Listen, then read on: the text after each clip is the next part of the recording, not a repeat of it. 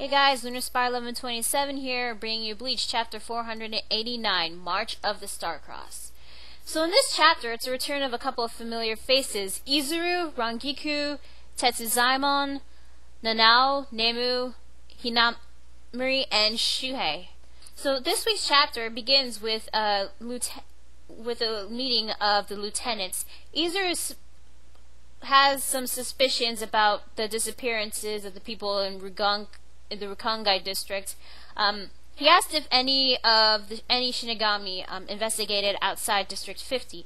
Yachiru tells Izuru that Yumichika and Ikaku went to District 64, and she tells him that there are only footprints left by the citizens of Rukongai district. Some were barefoot and some wore sandals. And apparently his suspicions have been confirmed because he assumed that the second set of footprints belonged to the Shinigami. But then we cut back to Ichigo and Nell. Since before Ivan couldn't take away his Bankai, Kurage Opie sends his subordinates to attack Ichigo, and that he has to be dealt with right away. So, of course, this chapter also is another confirmation that the Vandenreich are the Quincy's because they use here in Kyaku.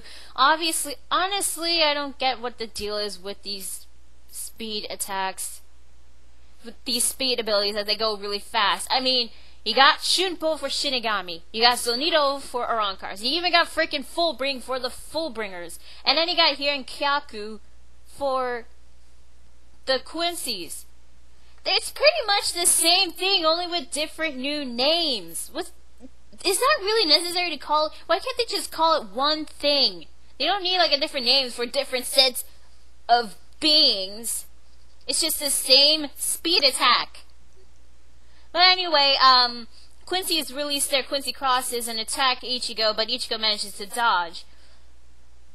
So Kurage unleashes his Quincy cross, and apparently Quincy's can not just use bow and arrows because Kurage releases his sword.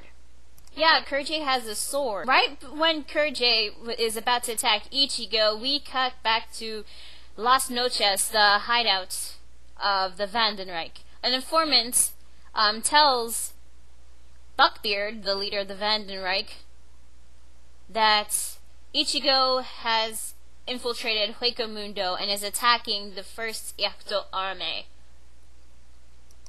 And because of this, Buckbeard's like, to hell with the 5 days, we're going to Soul Society for war now. So yeah, instead of waiting for the 5 days that they planned to do, they're like, to hell, Buckbeard is like, to hell with it, we're going to Soul Society now, we're going to invade it right now. So Buckbeard is like, it's the perfect chance to occupy Soul Society, and he orders his subordinates to notify all the Sternritter. The Sternritter, which apparently means Star Knights in German. Anyway, we cut back to Soul Society. Head Captain Yamamoto is of course having a little meeting of his own with Mayuri Kuratsuchi. Mayuri tells Head Captain Yamamoto that he did order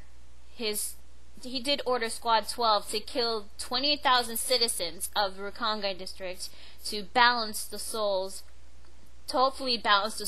and hopefully to strengthen the barrier between Soul Society and the world of the living.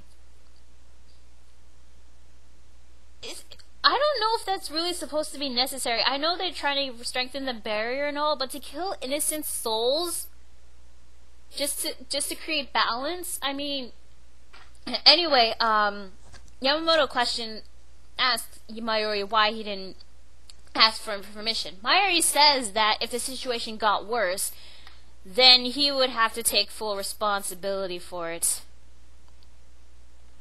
And Yamamoto, for some reason, starts blaming him that if he told Yamamoto and the others in the first place who the Vandenreich were, or the Ryoka, whatever they're going to call them, then the situation wouldn't have gotten worse. But Mayuri's like, no, because ever since the first time Ichigo and his friends infiltrated the Serete, ever since Mayuri fought Uryu Ishida, he thought of the possibility of an invasion, and he even warned Yamamoto about it. But Yamamoto, of course, ignored his warning, and he says that the person responsible is no one but you, Captain Commander, because that time 1,000 years ago, you failed to kill that man. And that's where the chapter ends.